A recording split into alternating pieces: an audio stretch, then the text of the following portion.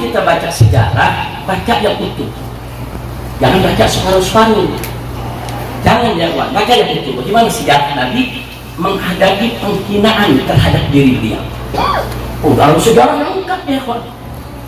Kita boleh buka Sahih Bukhari, Sahih Muslim, kita buka Jami'ut Tirmidzi, kita buka Sunan Abi Daud, Sunan Nasa'i, Sunan Ibn Majah, kita buka kitab-kitab tarikh. Saudara, bersebaran berseragan riwayat-riwayat bagaimana cara Nabi dan para sahabat menghadapi orang yang menghina Nabi alaihi salatu wassalam. Nah, singkat saja mari kita lihat.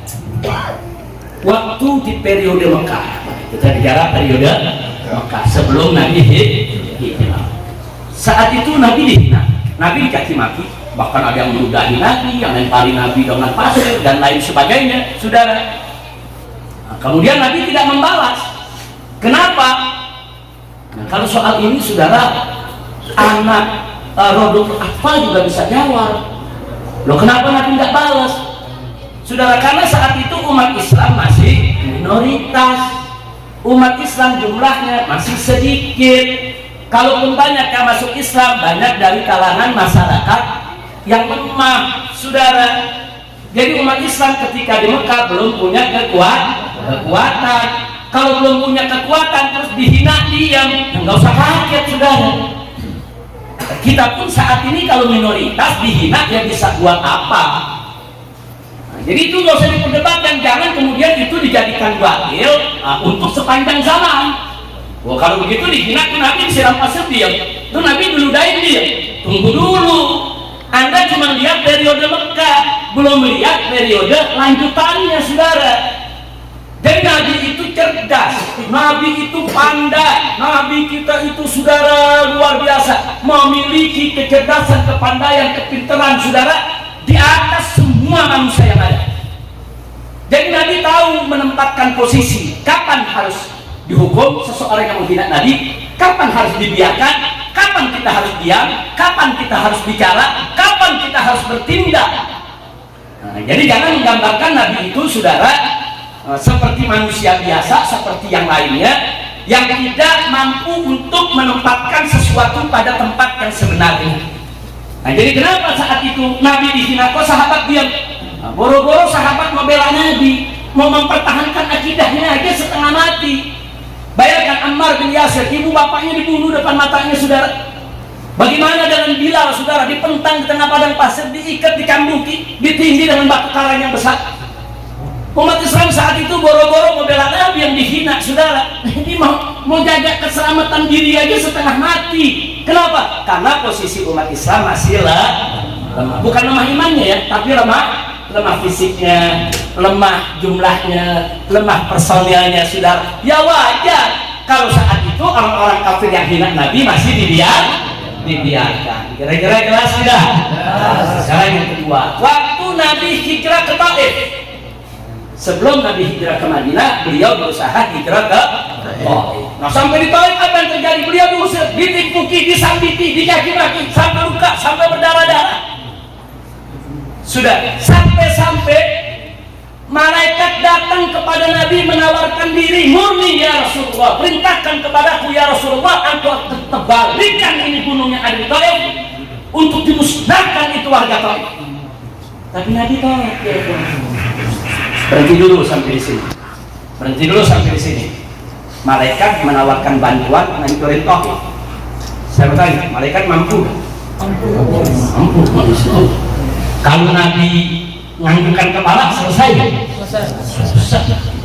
Selesai kalau Nabi mau balas ya.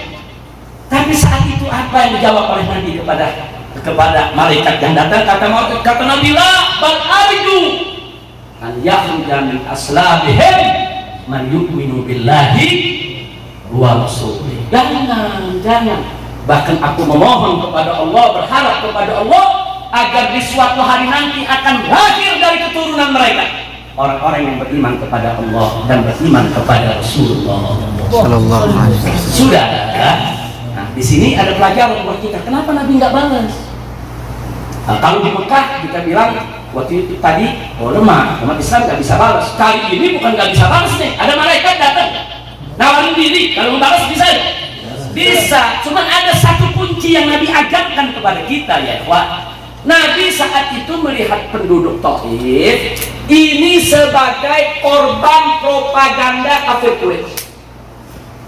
Lah, kan Nabi nggak kenal mereka nggak kenal Nabi. Kok bisa-bisanya mereka nolak Nabi alaihi salatu wassalam? Dari mana mereka menganggap Nabi ini berbahaya, Nabi ini tukang sihir, Nabi ini pemecah belah bangsa? Karena fitnah yang disebarluaskan oleh kafir Quraisy di kota Taif. Kafir Quraisy itu kirim utusan, awas kalau Muhammad datang usir, awas kalau Muhammad itu datang jangan diterima di sini. Muhammad itu pemecah belah bangsa. Gara-gara Muhammad kami di kota Mekah anak dengan orang tua pecah. Kami ikut agama Muhammad. Muhammad ini berbahaya, Muhammad ini tukang sihir dan seterusnya. Sehingga masyarakat Taif termakan isu tadi ya. Artinya apa? Mereka nggak tahu, mereka cuma korban. Inilah dasarnya Nabi. Nabi nggak mau menjatuhkan hukuman kepada korban ya. Jadi mereka ini nggak tahu apa-apa. Bahkan Nabi doain, Nabi kesian ini mereka nggak tahu apa, mereka nggak ngerti, cuma ikut-ikutan, kemakan isu. Maka itu Nabi nggak hukum, saudara. Subhanallah. Kira-kira jelas ya? Cerdas nggak kita punya Nabi? Cerdas. Oh ini korban. Ini korban isu. Kalau sekarang ini korban berita hoax, sudah. Nah, ini korban. Kalau korban itu bukan dihukum, dikesihani, diajarkan, dibina, didoain, biar mereka sadar, biar mereka mendapat informasi yang benar. Itulah dasarnya Nabi kita Muhammad Sallallahu Alaihi Wasallam. Sampai di sini jelas tidak? Jadi waktu di kota Mekah bagaimana, waktu di Taif bagaimana cara Nabi menghadapi para penghina. Sekarang kita beranjak ke Madinah. Di Madinah ada dua posisi yang ditunjukkan oleh Nabi, saudara. Di satu posisi Nabi membiarkan orang-orang yang menghina beliau. Tapi pada posisi yang lain ada beberapa penghina Nabi dihukum mati oleh Nabi alaihi salatu wassalam. Nah ini kita mesti bacanya pelan-pelan, kita lihat dulu ada apa saudara. Jangan sejarah separuh diambil, separuh kita buang, nggak boleh. Ini kan dua-duanya sejarah Nabi. Nabi memaafkan orang yang menghina, itu sejarah Nabi. Nabi menghukum mati orang yang menghina, itu juga sejarah Nabi. Nah kita harus memahami sejarah secara komprehensif. Jangan separuh-separuh kalau belajar agama, jangan separuh-separuh kalau mau kaji sejarah. Kita mulai dari yang dimaafkan oleh Nabi alaihi salatu wassalam. Saudara, ada satu pengemis Yahudi, buta matanya, miskin, duduk di pasar, tiap hari ngemis, tiap hari Nabi sedekah, Nabi kasih bantuan. Padahal setiap hari si pengemis ini mencaci maki Nabi, tapi tidak ada hukum Nabi, dibiarkan sampai begitu Nabi wafat meninggal dunia, saudara.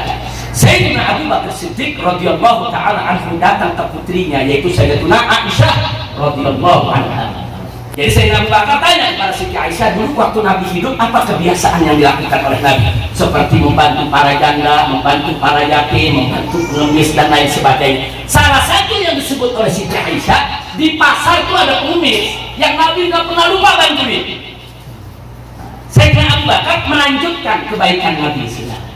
Nah, ini saking cintanya Sayyidina Abu Bakar Siddiq radhiyallahu anhu kepada Nabi kita Muhammad sallallahu alaihi wasallam. Dulu yang pernah dibantu Nabi janda mana? Dibantu Abu Bakar Siddiq. Dulu yang pernah dibantu sama Nabi yatim mana? Dibantu oleh Sayyidina Abu Bakar Siddiq. Nah, Sayyidina Abu Bakar datang ke orang tadi, dibantu oleh Sayyidina Abu Bakar sebagaimana dulu Nabi. Begitu dibantu, dipegang tangan Abu Bakar sama si pengemis tadi. Si pengemis ini bilang apa? Ini tangan bukan tangan yang biasa bantu lagi. Karena tangan yang dipegang dulu tangan ini tangan lain. Begitu. Saya Abu Bakar dia bangun. Nggak lama kemudian orang yang memberikan ini puji orang, bagus, terima kasih kau sudah berikan aku. Jangan seperti Muhammad tuh, dia kaki maki lagi. Kaget Sayyidina Abu Bakar. Sayyidina Abu Bakar kaget tanya sama itu orang, kau nggak salah mencaci maki Muhammad? Ya Muhammad bagaimana? Kau tahu Muhammad itu? Kau pernah ketemu Muhammad itu? Dia nggak tahu ya Pak. Dikasih tahu oleh Abu Bakar Siddiq, kau tahu orang yang setiap hari membantumu di sini yang tadi kau sebut tangannya begitu lembut penuh kasih, itulah Muhammad yang membantu. Oh, kaget. Orang tadi kaget, menyusul, menangis, saudara. Nah, jadi kita lihat di sini, saudara. Pertanyaannya, kenapa Nabi nggak hukum? Kenapa Nabi nggak bunuh, saudara? Saudara, ada orang miskin, matanya buta, ngemis di tengah pasar, menghina Nabi. Terus kalau Nabi bunuh, apa kata dunia, saudara? Kira-kira dunia bilang apa? Kok betul? Orang miskin, orang buta, orang yang nggak ngerti apa-apa dibunuh. Apa kata dunia, saudara? Nabi itu cerdas, saudara. Ini orang buta, nggak tahu apa-apa, nggak ngerti apa-apa. Udah biarin aja, kenapa sih? Itu dasar di jiwa kita punya Nabi. Nabi tahu mana mesti dihukum, mana tidak perlu dihukum, saudara. Nah, jadi nggak setiap orang main hukum, tiap orang main hukum, saudara. Enggak. Kita kalau menegakkan hukum, jangan hanya terpaku kepada faktor hukum. Di sana ada faktor kemanusiaan, di sana ada faktor keadilan, di sana ada faktor-faktor lain yang harus kita lihat, ya kawan. Tidak hanya monoton bicara soal hukum. Kalau bicara soal hukum, yang mesti dihukum mati, selesai. Nah, tapi nggak begitu. Pola pikir Nabi kita bisa lihat. Oh, ini perempuan, kalau nanti dibunuh, apa kata dunia, ya kawan. Nah, Nabi ini nanti juga ada bakal tahu siapa itu Muhammad. Nanti juga bakal tahu siapa yang membantu dia. Buktinya begitu dia ketemu Sayyidina Abu Bakar tegur, nyosor, nangis, saudara, dan nggak pernah sangka. Yang lebih membuat dia lebih sedih lagi, saudara, itu orang yang membantu di kaki tiap hari, tapi tetap membantu. Subhanallah. Itulah Nabi kita Sayyidina Muhammad Sallallahu Alaihi Wasallam. Nah, sekarang mari kita lihat lagi. Ada lagi orang kafir, saudara, Yahudi, nagih utang kepada Nabi. Nabi ada, saudara, belum waktunya dibayar. Utang kan biasanya ada janji bulan depan dibayar, belum waktunya dari tadi. Nah, mungkin si Yahudi ini lagi butuh, saudara. Nah, cuma naginya nggak sopan. Begitu nggak sopan, sahabat Nabi yang duduk di samping Nabi berdiri, ya Rasulullah, da'ni an aras. Ya Rasulullah, izinkan aku biar aku tebas batang leher orang ini. Kurang aja. Kalau nggak salah sahabat saat itu yang duduk di samping Nabi, Sayyidina Umar bin Khattab. Sayyidina Umar marah. Apa kata Nabi? Ya Umar, tenang, Idris Magana, duduk. Seharusnya kau nasihati dia supaya sabar lagi utang. Dan mestinya kau nasihati aku supaya buru-buru bayar utang. Subhanallah. Jadi artinya kenapa Nabi nggak izinkan untuk dibunuh? Ini bukan urusan agama, ini urusan dunia, urusan utang piutang, saudara. Karena ini urusan dunia, urusan utang piutang, urusan Nabi sama Yahudi. Jangan Umar, nggak boleh sembarangan bunuh orang, saudara. Subhanallah. Jadi terjawab, kenapa nggak dibunuh? Kenapa nggak dihukum mati? Karena itu urusan pribadi. Ini dasarnya karakter kita punya Nabi. Kalau urusan pribadi, Nabi dikina, Nabi dikaki maki, Nabi tidak akan balas siapa. Kalau urusan pribadi, enggak, Nabi pemaaf. Tapi kalau urusan agama, saudara, coba-coba dilecehkan, coba direndahkan, pasti Nabi akan menegakkan hukum, saudara. Jadi tolong dibedakan karakter kita punya Nabi. Kalau pribadi, Nabi maafin. Kira-kira jelas tidak? Oh, ini pribadi, urusan utang dia marah, ya sudah. Nabi maafin. Yang ketiga, saudara, waktu Nabi dan para sahabat di kota Madinah ini mau berangkat perang. Begitu berangkat perang di jalan, saudara, ada beberapa kuda para sahabat itu meminjam pekarangan kebun orang Yahudi. Orang Yahudi punya kebunnya diinjak pasukan, kan rusak kalau kuda pada masuk ya. Marah ini Yahudi, marah keluar sumpah serapah. Sudah, antum bisa bayangkan, inilah pada mau perang di kuda perang pakai pedang, ada Yahudi naik kaki. Kira-kira bagaimana, saudara? Wah, hari mati itu, saudara. Sahabat marah, udah cabut pedang, kurang ajar. Begitu Nabi tahu, Nabi tahan. Jangan. Mestinya Nabi nasihati si Yahudi ini untuk sabar, dan kita harus ganti rugi dia punya kerusakannya. Subhanallah. Saya mau tanya kepada semua yang ada di sini, dahsyat tidak kedatangan Nabi? Sabar tidak? Damai tidak? Mulia tidak? Sallu ala Nabi. Nggak dikasih Nabi, ganti. Ini urusan dunia, kita merusak kebunnya, ganti. Bukan kita marah kamu pedang membunuh dia ya Pak. Betul, dia salah maki-maki orang, dia salah maki-maki. Nasihati, jangan maki-maki. Nanti kerusakannya kita ganti. Jangan maki-maki kan karena dipikir kerusakannya nggak diganti. Ganti, begitu terima ganti dia diam. Yahudi nggak marah-marah lagi ya. Nah ini cara Nabi menyelesaikan masalah, nggak main bunuh dia Pak. Nah, singkat cerita sekarang bagian kedua. Nabi masuk ke dalam masjid, sahabat kumpul dalam masjid. Ada dalam riwayat Sahih Bukhari. Kata Nabi alaihi salatu wassalam, "Man yakfini amma yu'ti." Siapa di antara kalian yang bisa menyelesaikan orang yang selalu menyakiti? Orang ini selalu menyakiti. Dia caci maki pun di mana tempat. Namanya Ka'ab ibn Ashraf, tokoh Yahudi ya. Kemudian seorang sahabat Muhammad bin Maslamah angkat tangan, "Ana ya Rasulullah. Aku yang akan selesaikan dia ya Rasulullah." Keluar dari masjid, cari itu orang, dibunuh dia. Dibunuh, penggal kepalanya, bawa depan Nabi. Selesai. Kenapa yang ini dibunuh, kok yang itu nggak dibunuh ya Tuhan? Yang tadi urusan kebun, urusan utang, urusan perempuan miskin di tengah pasar ya Tuhan. Nabi maafkan, Nabi biarkan, tapi yang ini lain. Ini tokoh Yahudi keluar masuk kampung, keluar masuk rumah, di mana-mana memfitnah Nabi, di mana-mana menghina Nabi. Nabi tidak terima, makanya Nabi katakan, "Man yakfini amma yu'dhi." Siapa di antara kalian, hai sahabatku, yang bisa menyelesaikan orang ini, yang selalu menyakitiku? Berangkat sahabat, saudara.